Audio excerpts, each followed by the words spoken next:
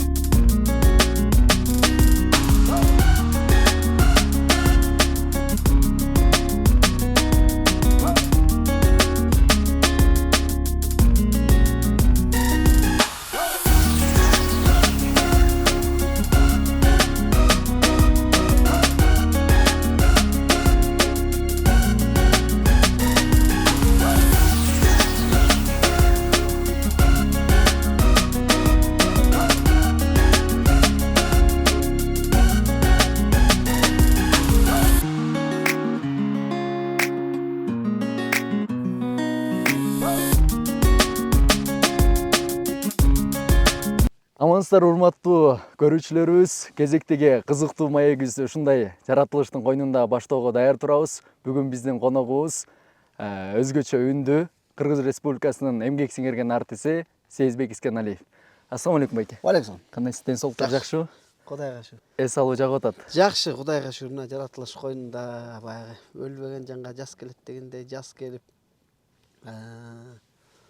мындай жерге көрүп, мындай желин жарылып сүт чыксын, жер жарылып көк чыксын дегендей, мына сонун бир кереметтүү жергебизде, бейиштей болгон жерибизде бир мына ушинтип эс алып турабыз.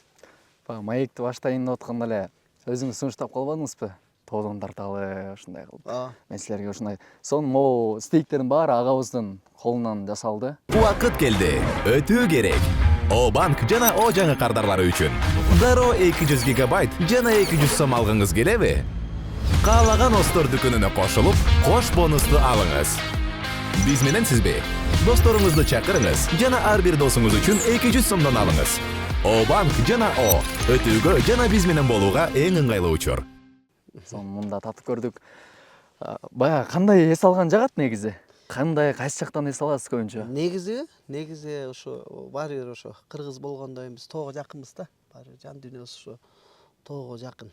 Жайлоого кадимгидей ошо жайлоого келгенде көп нерсени унутуп каласың.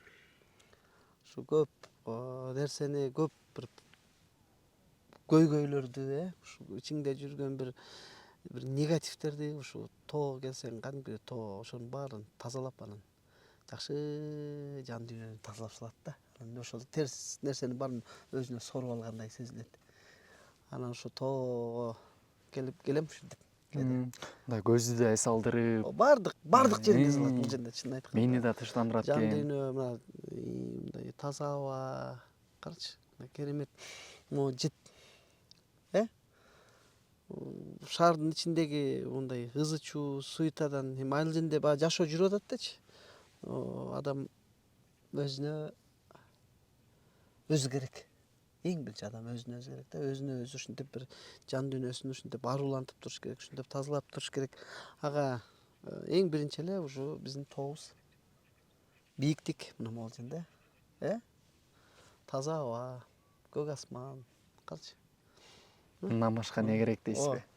Анан албетте дагы эс алуулар бар дечи. Мисалы балык уулоо мага жагат эс алам, ошо балык уулаганда эс алам. Барып атайын кетип калам. Балык түшпөсө деле ошо суунун жээгинде басып жүрө берсең, канча сонун ойлор келет, канча сонун тазаласың, идеялар келет. Кээде эл жок жерден айкырып ырдап аласың. Тим эле соону созулонтуп, кыйкырып, өкүрүп, тоолордон сонунда чыгат го, жаңырып. Ошондой суунун шыңгыр үнү, тазасы, суусаганда баягы суудан ичкенде биздин тоонун суулары, булактын суулары Жата калып ууртап, ооба. Ошонун баары эле эс алууга кирет да негизи. Жан дүйнө үчүн ошонун баары эс алууга кирет. Андан тышкары дагы кандай эс алуу? Мергенчиликечи? Мергенчиликке мен мындай өзүм негедир мындай ынтык кармап ата албайм. Чынын айтсам мындай тоок сой албайм да. Негедир ушу мындай көзүм көрүп эле боорум ачып кетет чын эле да мындай. Бирок мергенчиликке барганда мындай ээрчип жүрө берем.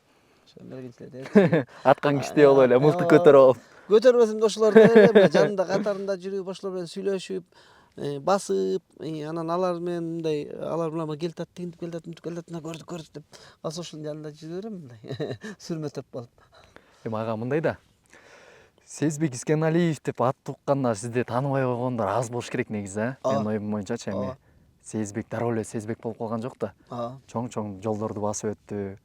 Ошонун баарын бүгүн ирети менен элдерге ачып айтып берели. Макул. Ачык болгондойчу. Дароо эле балалыктан баштайлычы. Балалыгыңыз кандай өттү? Тентек белеңиз? Мен балалыгым аябай бактылуу өттү да. Тентек деле болгочу, мен ыйлак болчумун, эрке болчумун да. Мен өзүм 11 бир туугандын 10-сынып. Ошол 4 агам бар, 5 эжем, анан менден карындашым бар да. Анан баягы эркектердин ошо көкүрөк күчүгү деп аябай. Анын үстүнө атам да эрте кетип калган. Анан мындай апам баягы атасы жок деп, мындай өзүнүн анан үстүнө кичинекей көкүрөк күчүгүм деп мындай жакшы көрүп, анан ушу эркелеп чоңойдум да. Аябай эрке чоңойдум. Анан көп деле мындай катуу оокат деле кылышкан жокмун. Жеңил желпил оокат болдум. Анын үстүнө кесибимди дагы ошо кенедей кези менен эле ырчоо калдым да. Ырчоо ошо жада калса ошо бала кездеги запистерим бар. Мындай ал учурда эми видео жок экен. Баягы аудио кассетага жазып койгон, жаңы тилим чыккандагы ырлар бар да. Ошол күндөн баштап ырдадым. Анан мектепте баса белгилеп айтып кетейин, ушу Нарын областынын Кочкор районунун Кызыл деп айылында өттү да балалыгым. 11-класска чейин ошол жерде окудум. Анан сонун куштун сайраган ал жерде жүрөт. Жана айтып аткан эмелер да. Жанагы ичиңе келдик. Жана улам сайрап Жакындап түшүп атат го бизге. Подкаст билгөчү жалыбызга келе. Суроо берип калбасың. Анан ошол айылда өттү. Кадимдей эле ошо боз топуракта ойноп эле чоңойдум.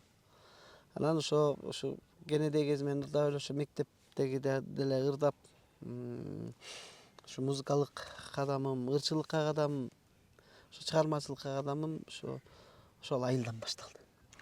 Мектепте канчача атамансың деп сураган суроолор актуальный го.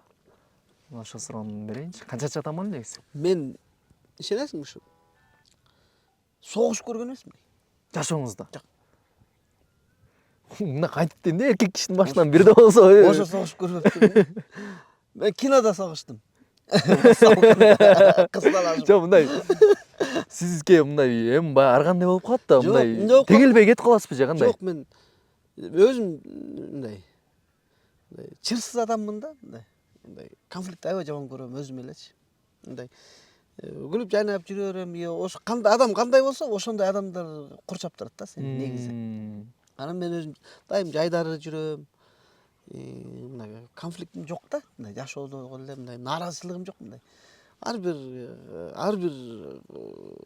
өзгөчө акыркы ушу 5 жылдан бери мен бир чоң илим алдым. Ошондон бери ушу ар бир көз ирмемден, ар бир жыттан, ар бир жолуккан адамдан, ар бир кыймылдан, ар бир мындай нерседен мындай бакыт алып жашап калдым да мындай. Рахат алып. Ар бир мүнөттө. Ар бир секундтан десем да жагат. Ошол экен да эң чоң бакыт ошол. Анан ичим тып-тынч эле жүрөрүм. Анан ошого жараша негизи мурда эле ошондой болушум керек да. Анан кийин ошол баягы ошол тастыкталды да. Анан ошон үчүн мен жана жашоомдо согуш деле көргөн эмесмин. Ошон үчүн айткан да Энис агай жана босалыкында согуштуруп атканда тиги Ким менен согушат элеңиз босалыкында? тынч неме сагын. Ат менен баягы экөөңүздөр эңишип, согушуп атканда деген анан неме кылып коюптур да. Жакшы образга кирбей, биринчи бизге неме тигип берди. Мындай линолеумден чыптама тигип берди, көрүнбөйт мындай тигип берди. Ошо менен чабыштан чөтө окшошпой койду окшойт. камчылаган жерлериңиз да бар, Анан аны чечти, чөтө роль чыкпайт деп. Анан тиги согушкандан улам айтып атпаймынбы ушунчу. Анан кайра неме кылып берди. Жибек камчы кылып берди да, камчыларды жибек башын жумшак кылып, такыр болуп анан кайышты берип туруп анан Энис агай кийин уктум, ошо немеге сагын кулагына сен катуураак чап деп коюптур. Анан катуу чапкан экөөбүз былчылашып, реально согушуп кеттик. Реально согушуп кеттик. Менин көзүм моундай көп. Анан съемка токтоп калган бир жободай. Анан ошентип мындай ошондо бир согуштум да, чынын айтсам. Анан мен өзүм жашоом жана балалыгым деле ошондой мындай чыр өткөн жок да. Анан мен өзүм мындай да болчумун анан мындай. Кыздар менен ойночумун. Кыздар менен ойночумун да көп. Кыздардын баары жакшы көрчү мени. Кыздарга жакын болуп турбайсызбы? Кыздар аябай жакшы көрчү, классташтарым аябай жакшы көрчү мени. Анан ошо мындай бала бакчадан деле да ушундай да бала бакча. Айланчыктап жаныңыздан чыкпай, сезбек. Анан эжейлер деле аябай жакшы көрүп, мен даже мындай мурдайым баягы бала кезден эмесин да, баясың да, эчтеке билбейсиң. Мен бала бакчага барам, бала бакчадан. Мен өзүм дүкөнчүнүн балдарымын да. Дүкөнчү, апам да дүкөндө иштешкен Советтер Союзунда. Анан баягы мурда импорт нерселер билбей калдылар, импортный товарлар деп койчу. Жакшы товардын баарын анан бизге биринчи кичикте кийим кечелерди, жакшы нерселер баары сиздерге биринчи келиштир. Келет, көп эле келет, анан биринчи келип бизге кийебиз да, ошолорду бизге келип алып келип берет. Анан бала бакчадан алдайт да. Бала бакчадагы эжелерчи силердин үйдө эмне бар, сага сонун бир коделек деп коет го, кичинекей эшектин баласы. Коделек беребиз, көзү сулуу. Мен кичинекеймин да, 6-7 экенмин. Көзү сулуу, сонун, ой сонун беребиз. Үйүңөрдө эмне барса, биздин подвалда деле өлө сонун хрустальдар бар, өлө сонун неме кымбат нерселер бар деп айтып салат. Анан мен вообще эчтеке көрсөтпөй калышты үйдө кирip. Эжекелер эмне кылмаган, эмне алышмакпы, алар деле сурамакпы? кызыгса керек да, эми баягы мындай интрига. Анан интрига болсо мындай эмне кызыкса керек да, мен деле же ошону повод берип койгонмун, айтканга чейин билбейм да, баламын. Анда мага эчтеке көрсөтпөй калышты үйдө кирip, айтып коет экен деп, болгондо айтып коет экен деп.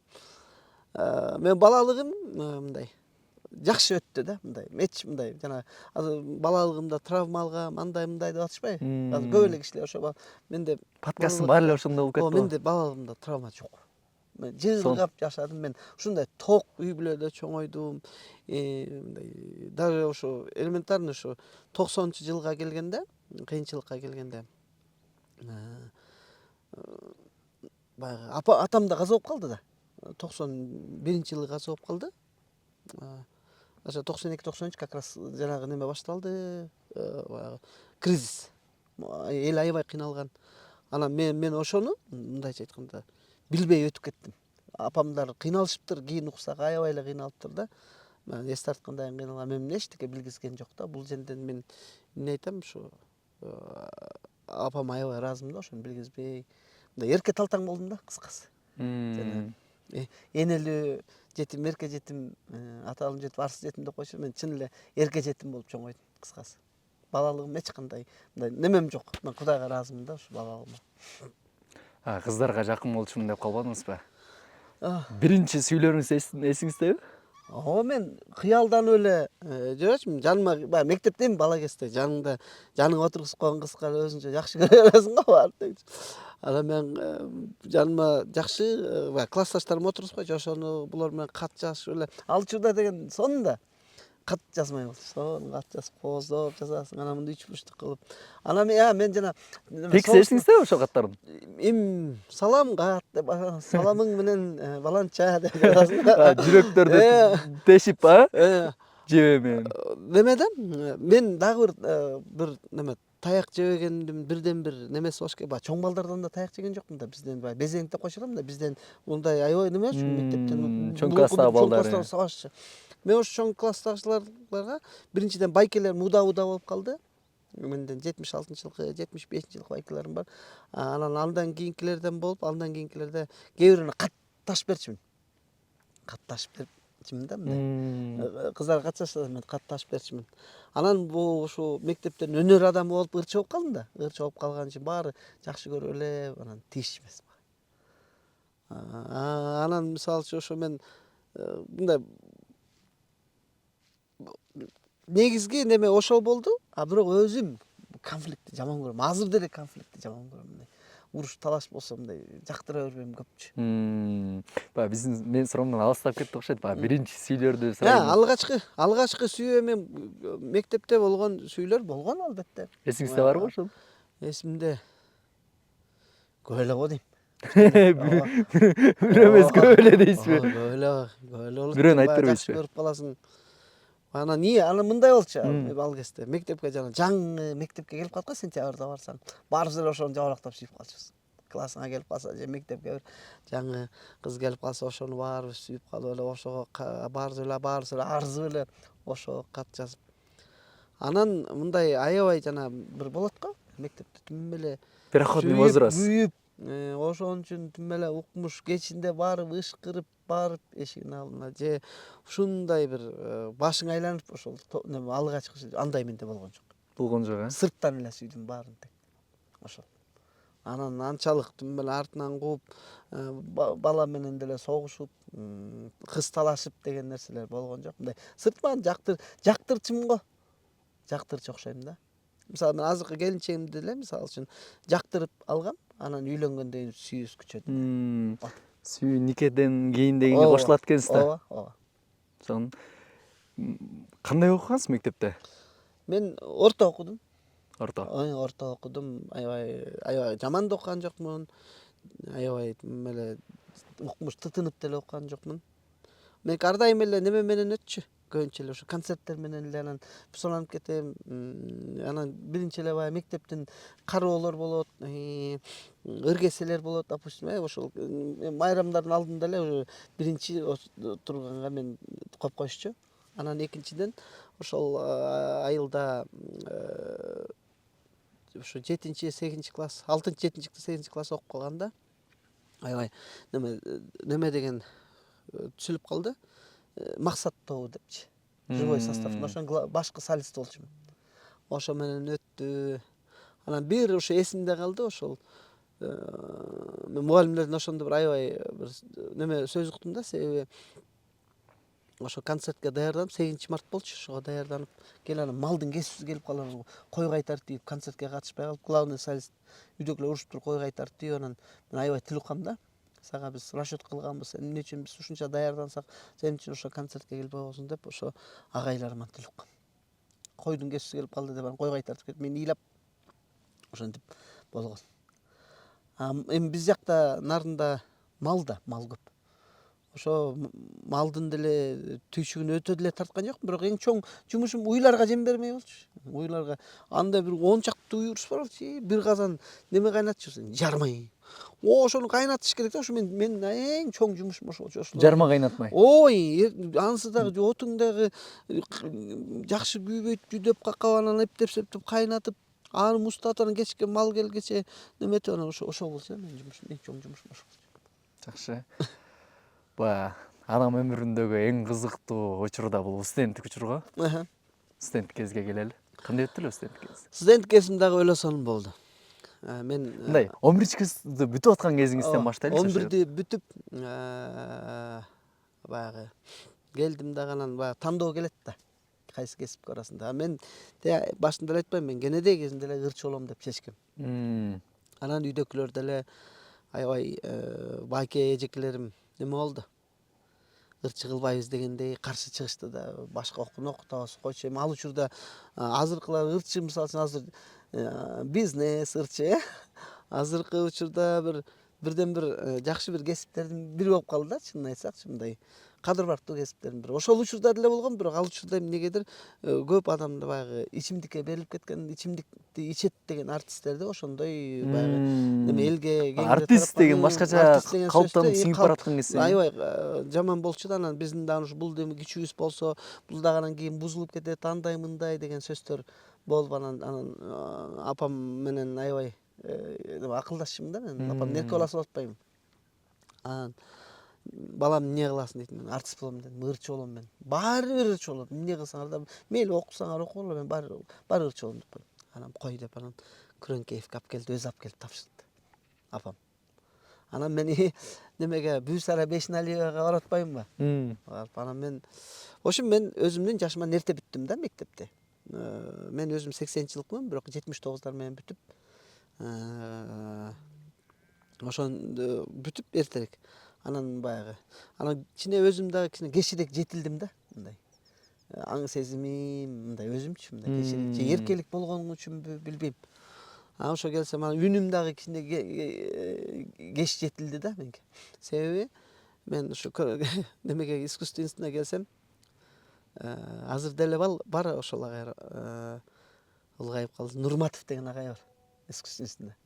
Анан ошого келип тапшырдык. Каяка келдиң деди. Анан ушунда окууга тапшырып келдим. 11 бүтүп келдим. Ооба дейт. Анан ырдатса. Куйбун сен балага оразы турбайсыңбы? Бар Күрөңкеевке бар деп туруп куйду мен.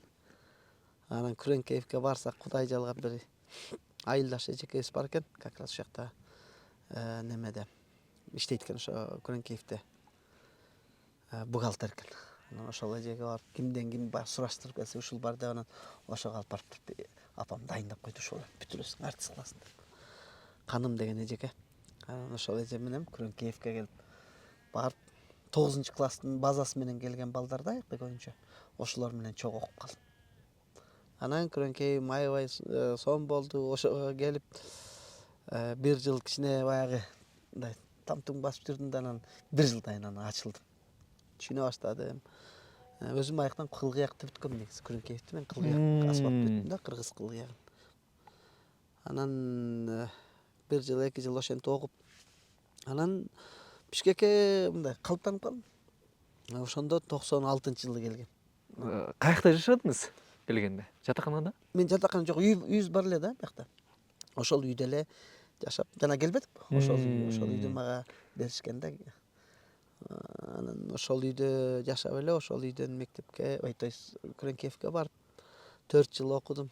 Анан 4 жылдан кийин кичине баягы 4 жыл эмне болуп өтүп кеткенин билбейм, чыгысы. Бирдеме болуп өтүп кетти. Бүткөнгө неме келип калдык. Анан ошон менен бүтөрдөн кийин анан ырчы болуш керек да.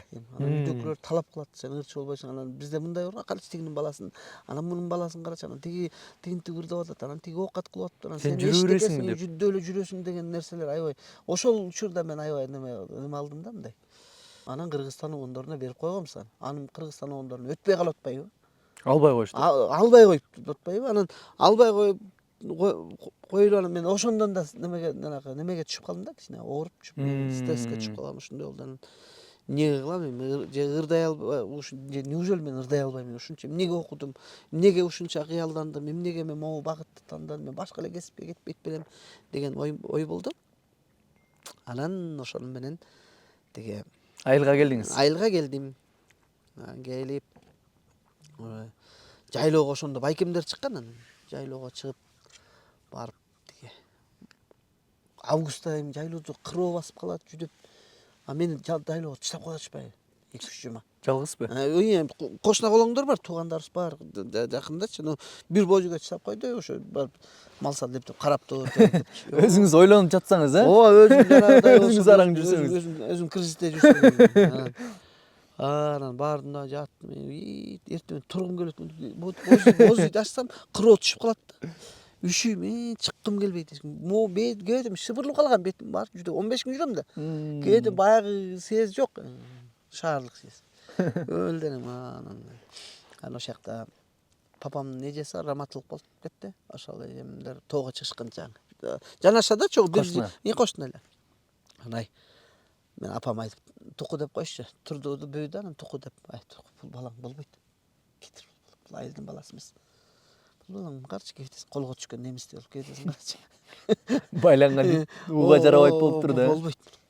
Кетти. Мен болсо жолду карай ат менен келтем, ил алып келтем, үйгө тим эле эмне таштап койдум. Кабары жок да, кабар албай кошту. Нерв болду, өлө. Кетип калдыңызбы ошондо эле? Ооба, кетти. Малды таштаган койдум. Ооба, ана тигилер биз карайбыз деди, анан кетип калдым. 10 күндө 15 күн алып кеттим. Жүдө алдым, келдим, тоого келдим. Аттан түшүп эле ыйлап түштүм мен. Гилейген эле балайын. Канча 20 ошондо 22демин да, ошо элесин гилейген элемин да. 22деги балдар бир үйлөнүп атат. Мен болсо эркелигим ишене билбейм. Ыйлап эле догуруп турам, өңгүрөп эле түштүм мен. Аттан түшүп эле. Мен эмне таштап койдуңар? Мен деген десем эле өлө монтуп өлө даярданып келген да, жолдо репетиция кылып келген. Монтуп сүйлөйм деп келген. Келелен.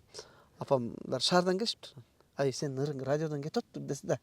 тык токтодуңуз. Токтодум дагы эчтеке болбогон бүтүн тукалны. Эми болду, кетемди көрдү да кой, кете эле. Болбойсуң сен. Болбойт, кашасың. Эми мына бир жумадан кийин ошондо августтун 23-төр болчу да, 23-24 болчу. Ошо бир жумадан кийин кетип бар. Угулам деп койду. Анан сүйүнүп атам, бир жума өтпөйт.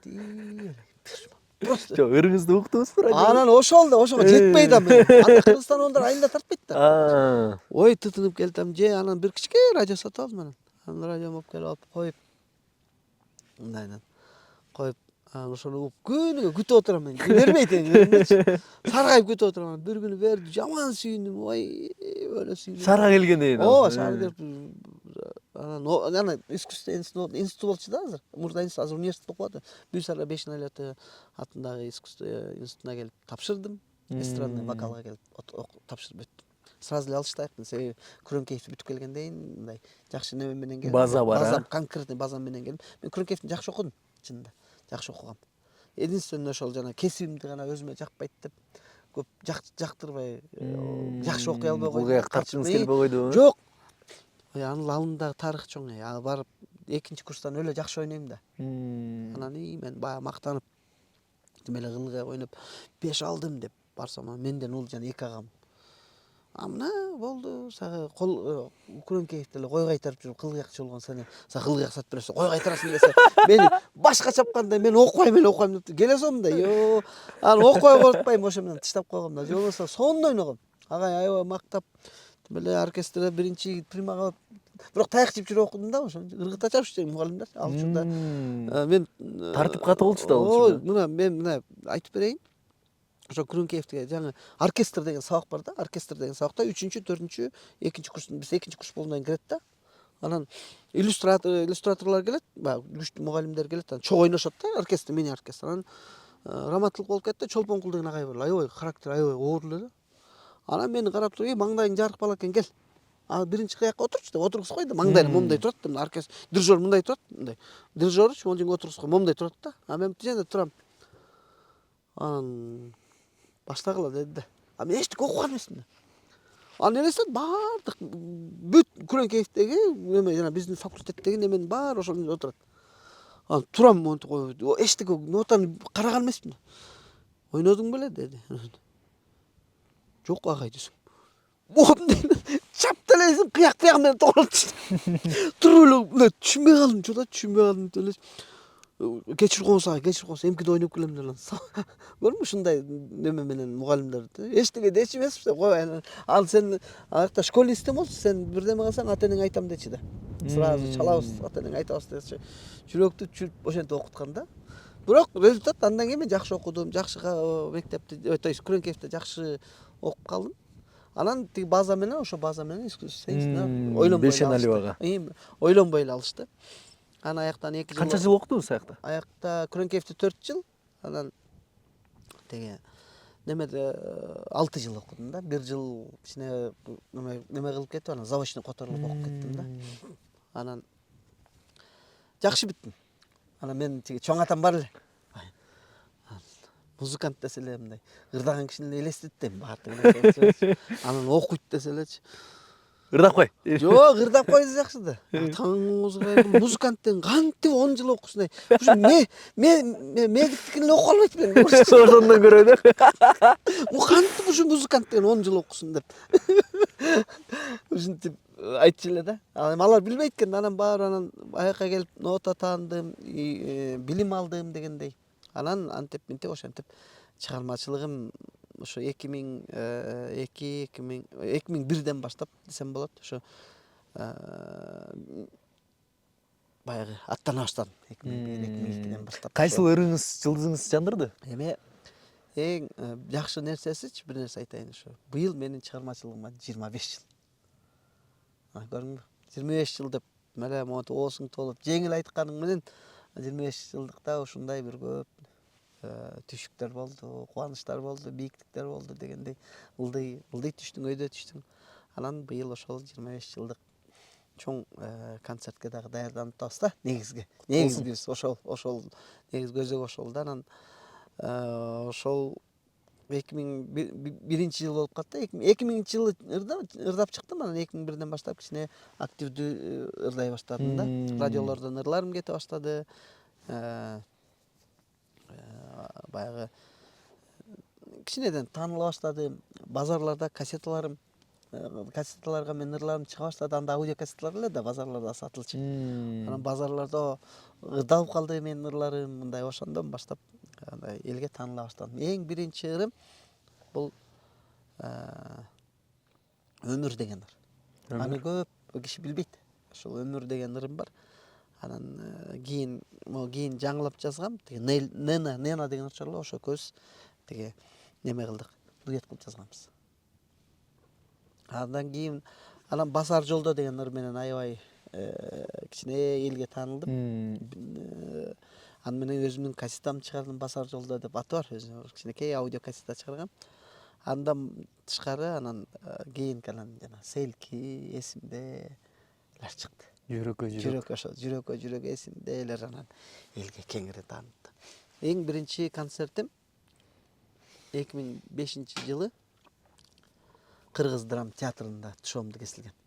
Концерттен 100 эле сом болчу. Бирок чоң акча эле 100 сом. Ошо концерттин тарыхын айтып бербейсизби?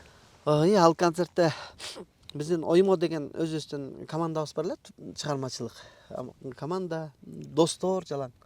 Андай чыгармачылык жок достор да, ошол Тынчтыкбек Кожобеков жана Камчы Сарыбаев,